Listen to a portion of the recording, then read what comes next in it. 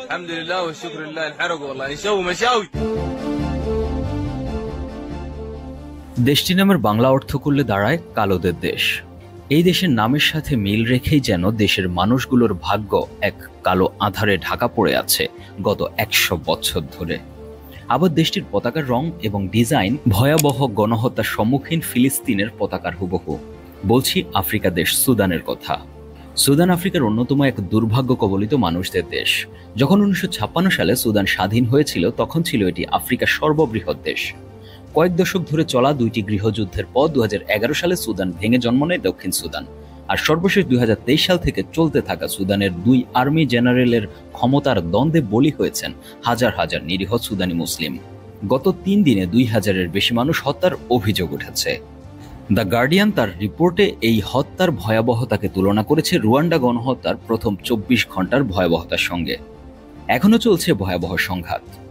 সুদানের 1/3 মিলিশিয়াদের দখলে চলে যাওয়ায় বলা হচ্ছে সুদান দ্বিতীয়বারের মতো ভাঙতে যাচ্ছে। সুদানে কেন এই গৃহযুদ্ধ আর সংঘাত?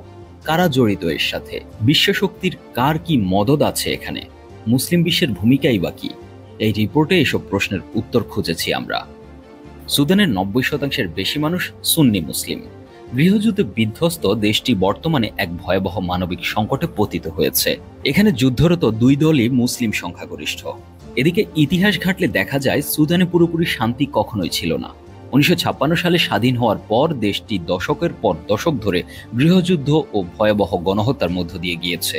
নিকট অতীতে 2003 সাল থেকে 2008 সাল পর্যন্ত সুদানের দারফুর অঞ্চলে 3 লাখ মানুষ গণহত্যার শিকার হয়েছেন বলে জাতিসংঘের মাধ্যমে জানা যায়। মূলত সুদানের একনায়ক ওমর আল বশিরের সেনাবাহিনীর সঙ্গে দারফুরের অনারব জাতিগোষ্ঠীর যুদ্ধে এই বিপুল জনগোষ্ঠী প্রাণ হারায়।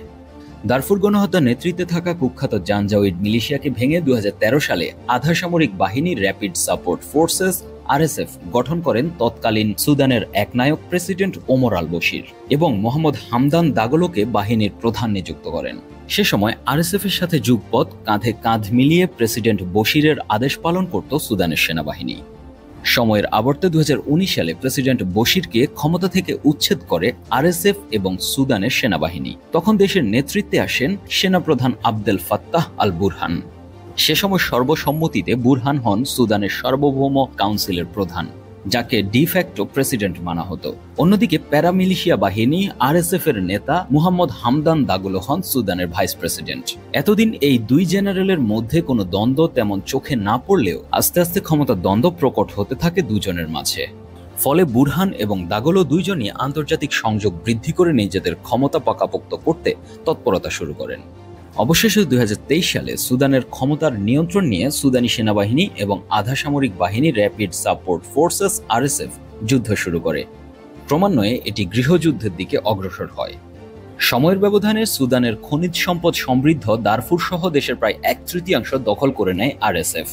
হামদান দাগলোর এই RSF বাহিনী গত কয়েকদিন ধরে সুদানের দারফুর অঞ্চলে সেনাপ্রধান বুরহানের সর্বশেষ স্ট্রংহোল্ড এল ফাসের শহর দখল করে দারফুরে নিজেদের সার্বভৌমত্ব কায়েম করে।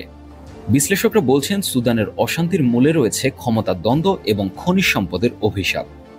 সুদান আফ্রিকার অন্যতম খনিজ সমৃদ্ধ দেশ। দেশটির হাতে আছে ইউরেনিয়াম, সোনা, খনিজ তেল, তামা ও লোহার মতো গুরুত্বপূর্ণ সম্পদ। এছাড়া দেশটিতে বিরল খনিজ বা রেয়ার আর্থ এলিমেন্টসের মজুদ থাকার কথা জানা গিয়েছে। সম্প্রতি সুদানের সোনা খনিগুলোর বেশিরভাগই RSF মিলিশিয়াদের দখলে চলে যায়। 2024 সালে RSF প্রায় $900 কোটি সোনা উত্তোলন করেছে। আর এই সোনা সংযুক্ত আরব আমিরাতে পাচার হওয়ার অভিযোগ আছে। তাই আরব আমিরাতের সাথে RSF এর লেনদেনের সম্পর্ক বেশ শক্ত। আধা সামরিক RSF কে মূলত আরব আমিরাত সমর্থন দেওয়ার অভিযোগ আছে। অস্ত্র এবং ভাড়াটে সেনার মাধ্যমে এসব সহায়তা এসে থাকে। এই অভিযোগে সেনা সমর্থিত সুদান সরকার আরব আমিরাতের সাথে সম্পর্ক ছিন্ন করেছে এই বছর, যদিও উপসাগরীয় দেশটি এই অভিযোগ অস্বীকার করেছে। এছাড়া RSF কে লিবিয়ার ওয়ারলর্ড খলিফা হাফতার সমর্থন করছেন বলে অভিযোগ আছে। একই সাথে রাশিয়ার ওয়াগনার গ্রুপ RSF কে সমর্থন দিচ্ছে বলে অভিযোগ রয়েছে।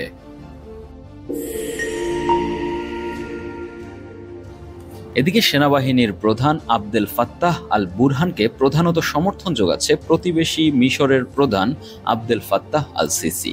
এদিকে তুরস্ক শুরু থেকেই সুদানের সেনাবাহিনীর পক্ষে।